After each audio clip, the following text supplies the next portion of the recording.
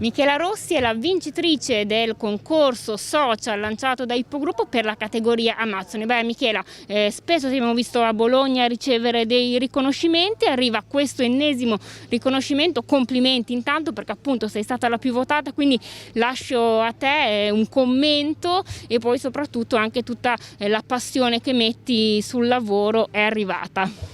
Ringrazio tutti quelli che mi hanno votato, è stata una sorpresa grandissima perché non sapevo di queste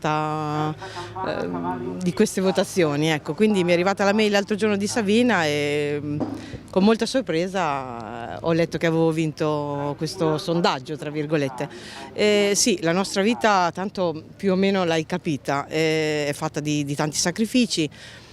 Acqua, neve, vento, freddo, caldo, e siamo sempre fuori in mezzo ai nostri cavalli. Non è un bellissimo periodo, penso, per tutti e per fortuna ci fanno correre, che almeno comunque andiamo avanti, insomma, perché tanto loro mangiano tutti i giorni, hanno bisogno di cure quotidiane e per fortuna ci sono le corse, quindi andiamo avanti in questo brutto periodo e sperando che si riapra tutto in fretta.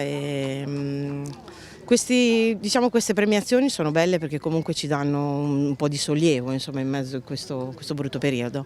Quindi ringrazio voi, ringrazio tutti quelli che mi hanno votato e all'Ippogruppo come sempre.